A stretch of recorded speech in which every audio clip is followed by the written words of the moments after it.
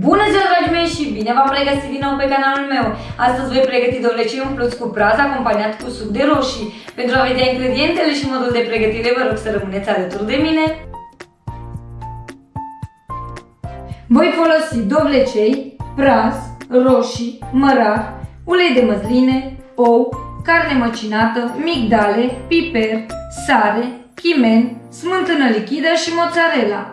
Iar pentru sosul de roșii voi folosi bulion, smântână lichidă, unt, oregan, piper și sare. Pentru început, voi tăia partea de sus a dovleceilor .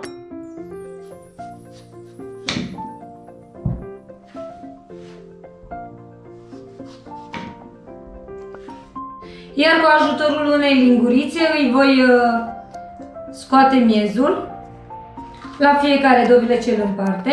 Cam așa trebuie să arate. Și voi continua așa și cu restul dovleceilor.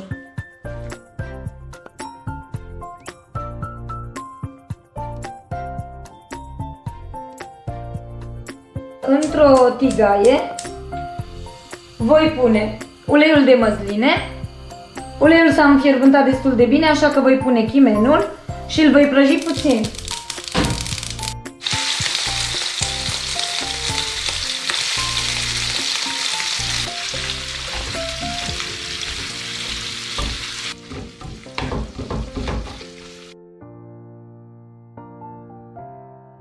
Carnea s-a rumenit, așa că am pus și miezul de la dovlecei. Voi amesteca și le voi lăsa să se maie foarte bine până când voi tăia prazul bucățele și îl voi pune și pe el aici.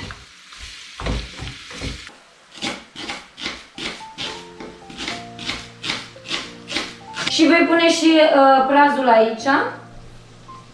Apă nu am pus, de ce? Fiindcă miezul de dovlecei deja a lăsat apă. Voi amesteca.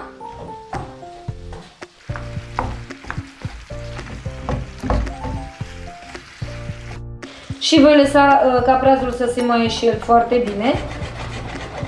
După care voi pune roșiile pe care le voi tăia.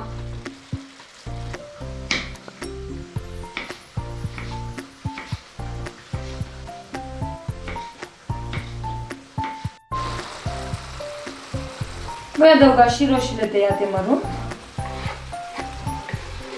Voi amesteca. Și le voi mai lăsa pentru 5 minute să se maie foarte, foarte bine.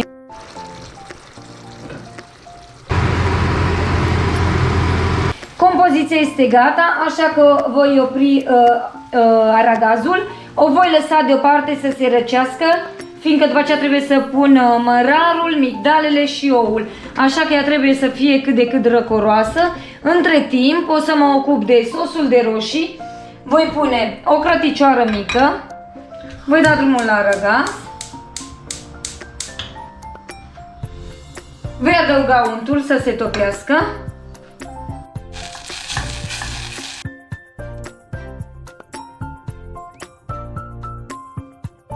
Voi amesteca și le voi lăsa să fiarbă timp de aproximativ 15 minute la foc încet.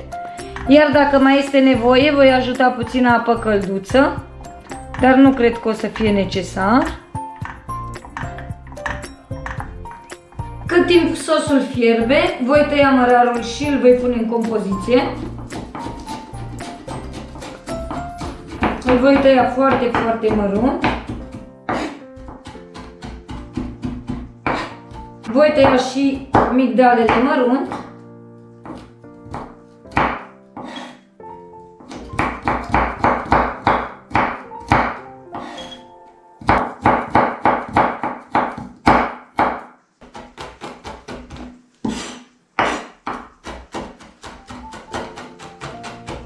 Voi pune și migdalele, smântâna, voi sparge și oul,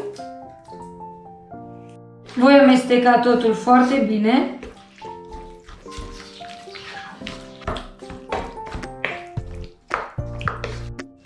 Dragii mei, miroase demențial, să știți. Compoziția este gata. Așa că voi putea să umplu dovlecei. Sosul este și el gata, așa că voi adăuga smântâna. Voi amesteca. Și sosul este și el gata. Uitați ce culoare frumoasă are.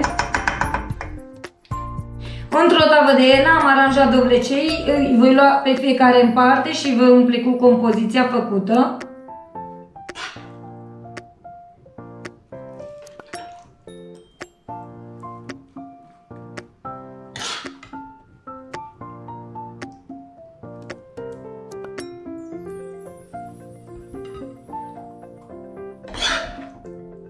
Voi umple și ultimul. Iar compoziția rămasă o voi pune în sosul de roșii. Voi amesteca. Și voi vărsa toată compoziția în tava de iena.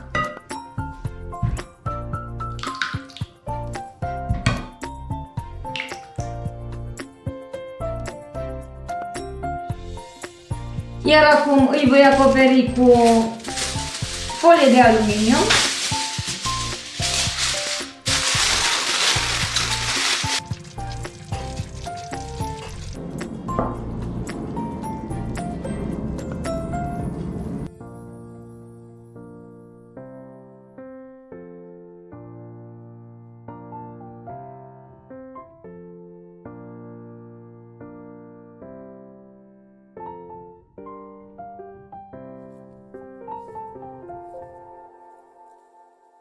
Dragii mei, eu vă mulțumesc că ați fost și de această dată alături de mine.